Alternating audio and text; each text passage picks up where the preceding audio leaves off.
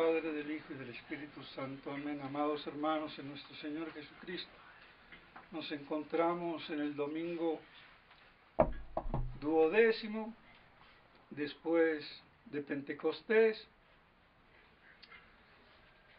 y tenemos la famosa parábola del buen samaritano. Y vemos en qué contexto es que nuestro Señor la hace.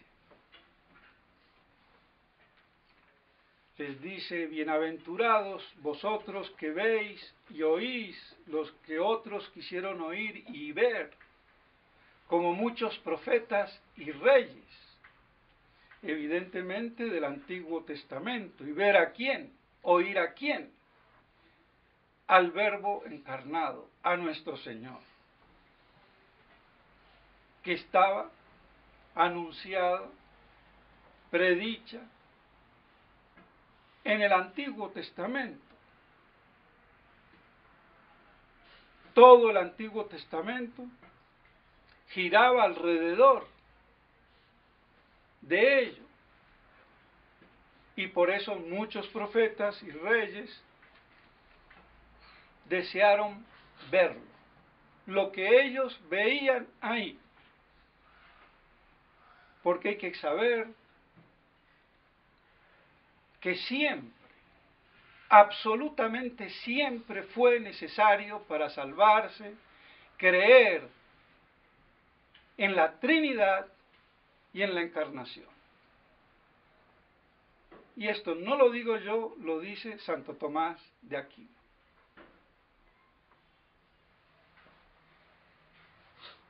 Lamentablemente,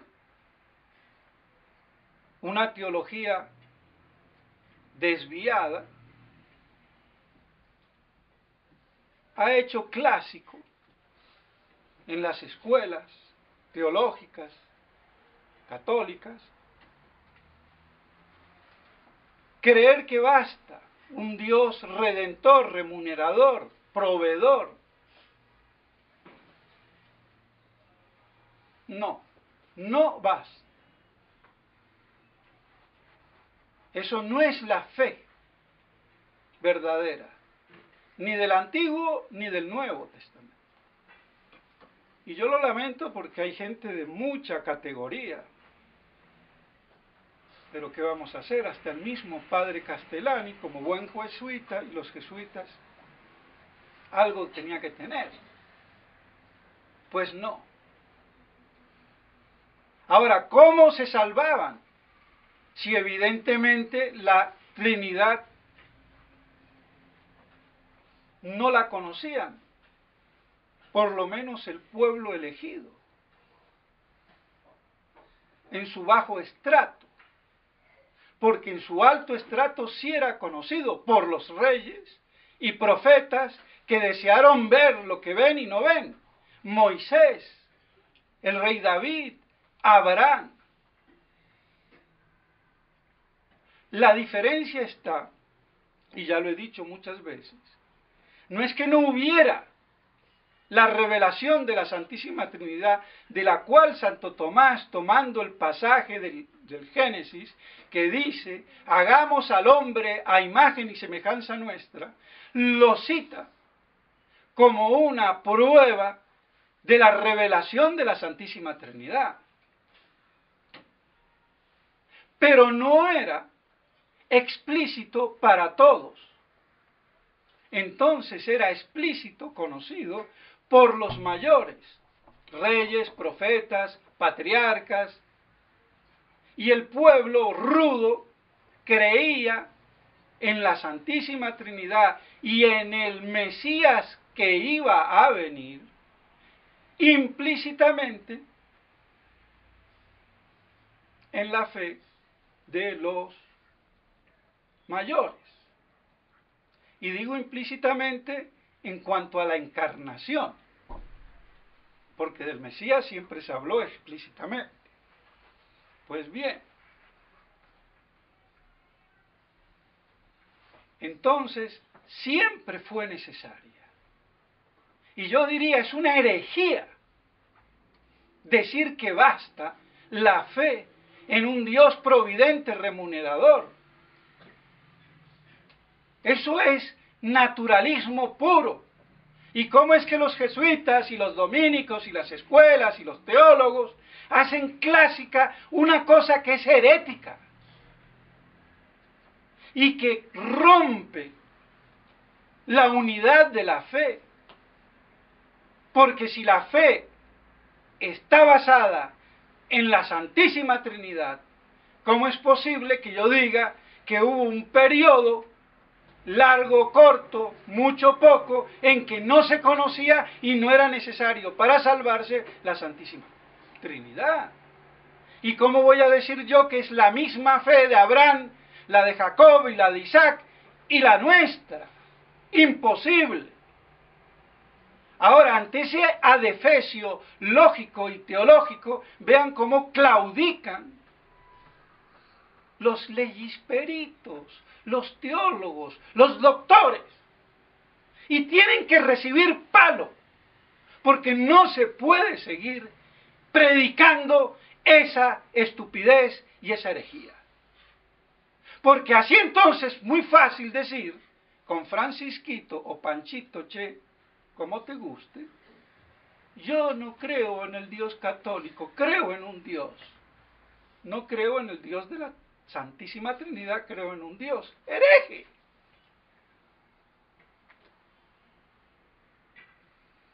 ¿Qué vamos a hacer? El modernismo no cae del aire. Cae también como producto de todas esas estupideces teológicas que vienen de antaño, de siglos. ¿Y por qué? Por no estudiar la teología en su fuente suprema, doctrinal, que es Santo Tomás de Aquino. Y que cuando la estudian, que no sea a medias. Porque incluso los mismos sedicentes de la escuela tomista muchas veces han interpretado a San Tomás al revés, para colmo. Por eso la letra mata y el espíritu vivifica.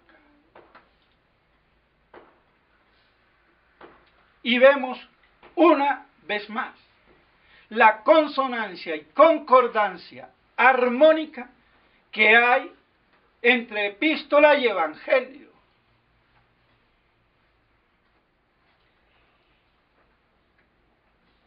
¿Qué le dice el legisperito, el doctor, el teólogo? ¿Qué necesito, maestro, para salvarme?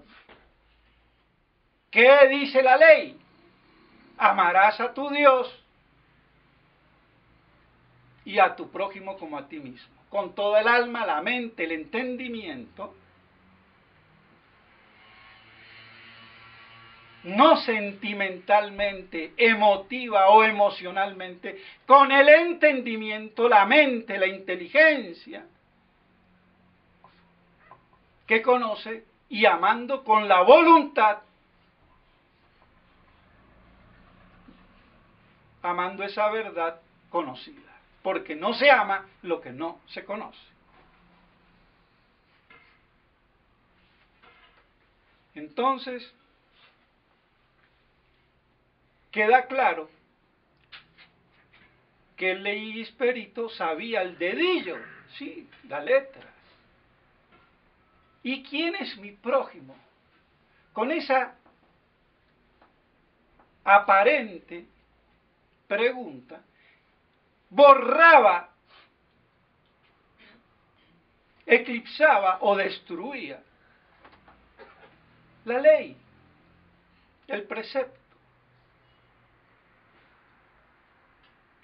Y por eso la parábola entonces, para mostrarle como prójimo es el que raye con el que me tope. Lo conozca, no lo conozca, o sea, un maldito samaritano, como lo eran para los judíos, los samaritanos después de que fueron invadidos por Asiria y llevados a Nínive, y Samaria quedó completamente arrasada, y los judíos que quedaron por ahí desperdigados ya como opuestos a la ortodoxia de la ley de Moisés, según los judíos, o sea, la tribu de Judá. Entonces, poco importa el que sea, es mi prójimo si necesita mi ayuda. Y pone un levita, un sacerdote, o sea que va a la cabeza. Y pues bien, queda claro que prójimo es todo el que me necesite y que yo debo de ayudarlo si puedo, pero no pasar de largo o como si no lo vi. Porque esa limitación del prójimo a mi familia, a mis amigos o a mis vecinos, o un poco más, o un poco menos, corrompe el precepto, corrompe la ley. Y queda una ley de muerte por incumplida, porque sigue el precepto vigente, pero no cumple el objetivo. Entonces, por eso la letra mata y el espíritu vivifica, el espíritu de verdad, la verdad, que toda ley tiene por fin. Porque la ley está hecha para procurar el bien común.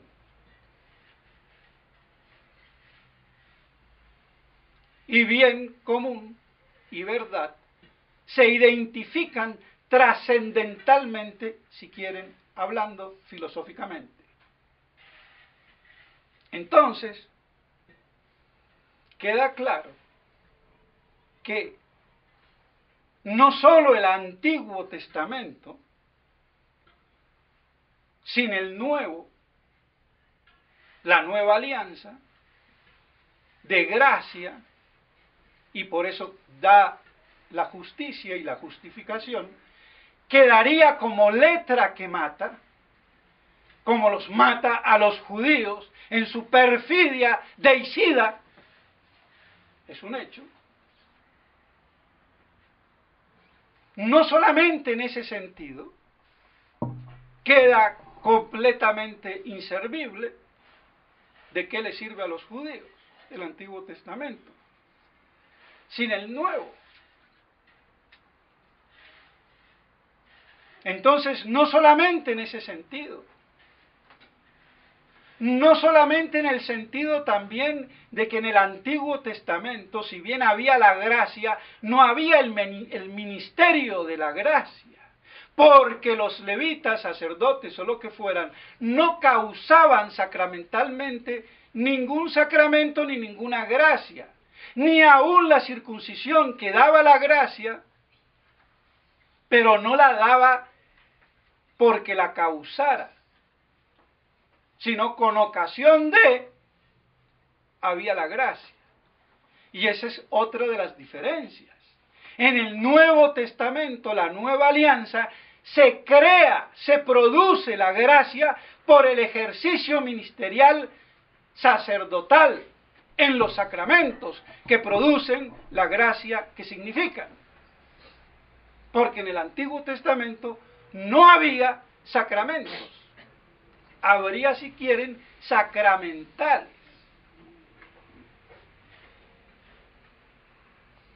que es distinto. Entonces no había esa producción, confección de la gracia. Pero había gracia, porque siempre ha habido. Sin gracia no se puede el hombre salvar. Como no se puede salvar sin creer en la Trinidad. Y el que no cree, por eso Santo Tomás decía, que si alguien perdido por allá en una montaña, en la selva o en donde sea, no ha tenido la oportunidad de oír, Dios se lo revela a través de un misionero que le mande, o un ángel, o él mismo, infundiéndole esa revelación. Y el hombre aceptará o negará. Pero necesita creer en la Trinidad y en la encarnación para salvarse.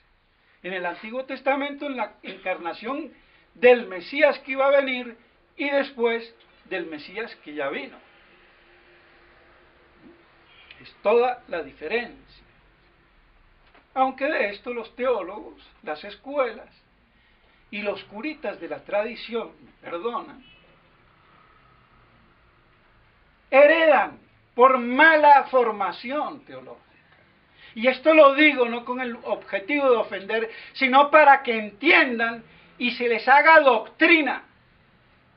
Y no prediquen estupideces a los fieles. ¿Por qué digo estupideces? Porque si yo predico como un angelito y no doy el sustento de la verdad, el fundamento de la religión, ¿qué? Estoy poniéndole crema de chantilly ¿a qué? ¿A un ponqué? ¿O a otra cosa? Las cosas como son. Está muy buena la salsa, pero tiene que haber la vitualla, la sustancia a la que yo le echo la salsa. Pero si le pongo salsa al veneno, pues más peligroso es. Y eso es lo que pasa lamentablemente. Por eso muchos de los sacerdotes están idiotizados. ¿Y los fieles? Fiel imagen. ¿Qué vamos a hacer? Por eso la cuestión es teológica, doctrinal y de fe. Y siempre ha sido. Y hoy se agudiza mucho más. Porque todos los estamentos están siendo destruidos. ¿Y cómo se va a mantener entonces? A punta de garrote teológico y con cuidado. Porque si no se tiene verdaderamente amor a la verdad, estudio, preparación y humildad, que es muy difícil, también se patina. También se patina. Porque la verdad no nos pertenece. Pertenecemos a Dios, pertenecemos a la verdad. Entonces defendámosla como algo que no es nuestro, que es de Dios y que es Dios mismo. Es muy distinto. Y no con prejuicios de dogmatizar lo que no es dogmático y de desdogmatizar lo que es dogmático. ¿Cuántos no se ponen a luchar contra el milenarismo, por ejemplo, sin estudio, y lo de la Santísima Trinidad se lo tragan? A ver, mucho dogma de fe, Fátima, mal interpretado incluso, y se tragan que yo me salvo con creer en un Dios remunerador. Y para colmo parece, y dicho sea de paso, y todo en esta vida es de paso, así que cuando uno dice de paso puede ser bien largo el caramelo. Nueva cruzada en la fraternité, para que el Papa Nata, se lo digo de frente, consagre a Rusia, es que aunque fuera verdadero papa, y no un imbécil, traidor y hereje, no puede, por más que me consagre hoy bien a Rusia, a que se produzca lo prometido, porque ya pasó el tiempo. La luz misteriosa como signo de los males que comenzarían si no escuchaban la petición de Nuestra Señora, al producirse ya era tarde. O sea que después de enero del 38, si las cifras no se me alambican, ya era tarde. En el año 40 ya era tarde. Dios puede, por su misericordia, frenar, parar, pero la Segunda Guerra, ahí está. Los males de Rusia, ahí están, y los estamos tragando hoy. O eso es crema chantilly, hijos míos. No le echemos crema al excremento, por favor, y digamos que qué deliciosa torta, ponqué o pudín.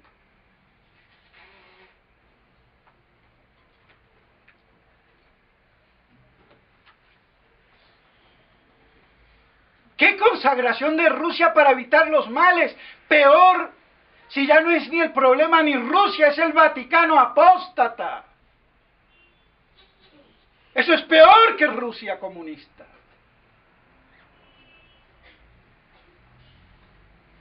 Eso no se ve. El humanismo ateo, que eso es el comunismo y no los cañones rusos, como han creído estúpidamente las falsas derechas y los militares de todos los países, imbéciles, son los cañones rusos. Tu abuela. El comunismo es el ateísmo, el humanismo ateo, dialéctico, hegeliano, marxista. Y yo puedo ser humanista ateo sin cañones rusos, con Rusia o sin Rusia, con chinos o japoneses o sin japoneses ni chinos. Falta entendimiento. Y todavía siguen promoviendo la imbecilidad con que me consagre el Papa Nata a Rusia. Es que ni si fuera San Pío X. Y eso tiene que quedar claro. Yo no puedo tergiversar Fátima, ni confundir los triunfos. Porque aunque me hable de un triunfo efímero, ese no es el triunfo total y absoluto que al fin y al cabo triunfará mi Inmaculado Corazón. Y ese día no es ni antes ni después de la parusía, se tiene que producir para que lo haya. Y por eso la tirria antiapocalíptica de estos imbéciles mitrados, y no voy a dar nombres, que ya los conocen, y de los no mitrados, y de los curitas. Por eso los invito a todos ellos, si se creen con perrenque, como por ahí se dice, o sea, es decir, con fibra teológica, doctrinal para discutir, discutamos como seres inteligentes y con nombres y apellidos, y no a través de blog de anónimos.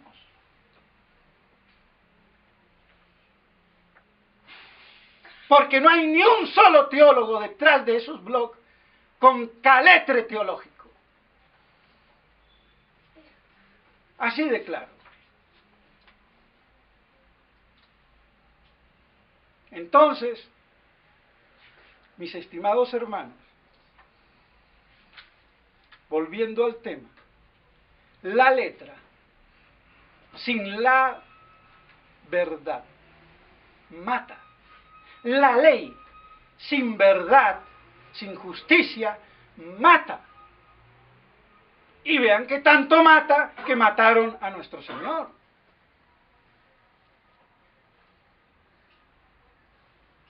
Entonces, no solamente el Antiguo Testamento quedaría como letra muerta sin el Nuevo, incluso su ministerio no era de gracia, porque no la producía, no había sacramentos, pero aún en un sentido trascendental y total, hasta el mismo Nuevo Testamento, incluido con el Antiguo, sería letra que mata sin el espíritu de la verdad.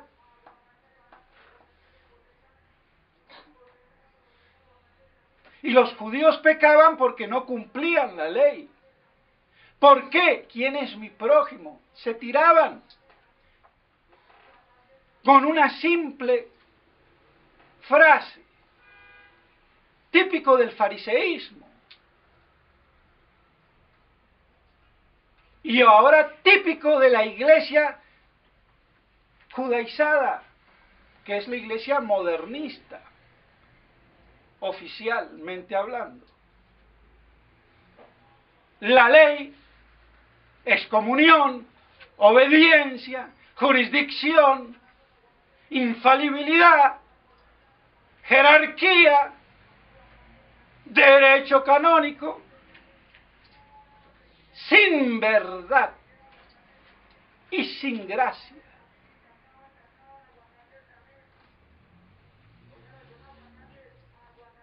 Porque la caridad es la verdad.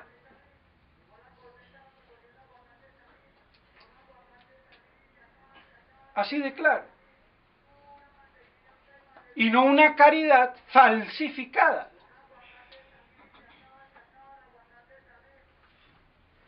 Porque todo el modernismo es eso.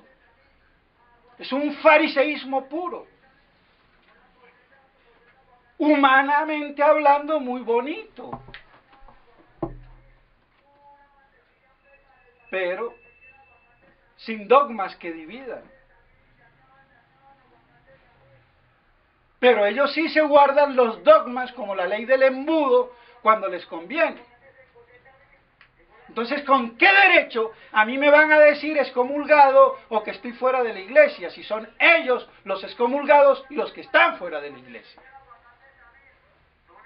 Y a mí no me vengan que papa, que cardenal, que obispo, que ordinario del lugar y el párroco. ¿Por qué? Porque todo eso está supeditado al ministerio de justicia, de gracia, de verdad, sin el cual la ley mata. Y no solamente la ley divina, la ley religiosa, toda ley, incluso la jurídica, que ha sido pervertida. Y un ejemplo lo tenemos, por ejemplo, con el nominalismo. Ockham, que no es de ahora, decía, la moral y el bien depende de la libertad de Dios. Luego, es bueno o malo lo que Dios quiere o no quiere. Luego, si Dios me dice que adorar a la burra de Balaam es bueno, yo la tengo que adorar. Pues no, estúpido. Eso ya está refutado por Santo Tomás,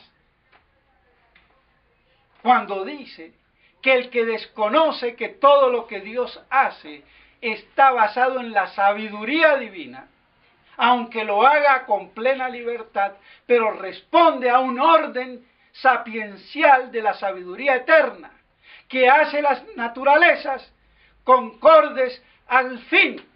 Entonces, el fin bueno no depende de la voluntad de Dios o no, sino de la naturaleza de esa cosa que Dios creó libremente de acuerdo a su plan arquitectónico sapiencial.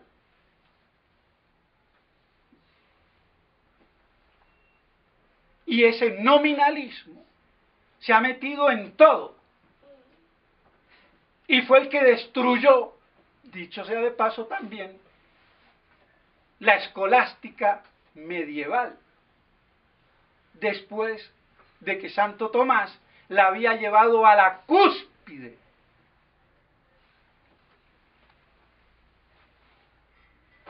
Y de esa corriente nominalista, por si alguno quiere tener una idea,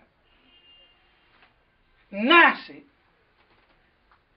en la mística, en la devoción, la llamada devoción moderna, de la cual sale el protestantismo, sale Lutero. Pero antes también salió el Kempis. ¿Por qué? Porque ya lo he dicho. Adorar a Dios, pero no importa, no con el entendimiento, solamente con la voluntad. Sí, ¿qué me dice a mí la epístola? Con toda la mente. Y yo puedo citar muchas buenas citas, pero son letra que mata, si no están bien interpretadas. Claro que los santos como San Juan Bosco, Santa Teresita o algunos otros que han ponderado el Kempis, lo leían con el espíritu de verdad y no con el espíritu de devoción moderna que tenía en el Kempis nominalista. Así de claro.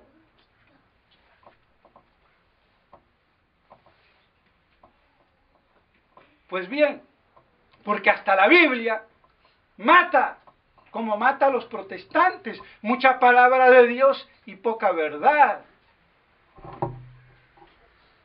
Pues bien, no quiero alargarme, ya me alargué, pero es que es densa la cosa. Y hoy es necesario, es vital. ¿Para qué? Para que nos mantengamos en esa verdad, en ese espíritu de verdad, y podamos cumplir la ley, y que la ley no sea un mero precepto positivo de la voluntad estúpida del idiota de turno, sino que corresponda como participación a la ley eterna, divina, de la cual la ley positiva es una aplicación práctica aquí y ahora, pero siempre en orden al bien común, a la verdad, a la justicia, tanto en la iglesia como en el mundo civil.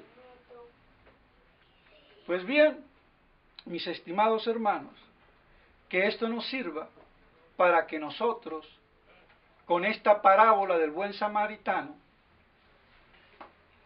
no destrocemos las escrituras, la ley, los mandamientos, para que con espíritu de verdad lo cumplamos. Y esa verdad es Cristo encarnado. Es Dios, la verdad primera, revelada. Entonces, es el objeto de la fe.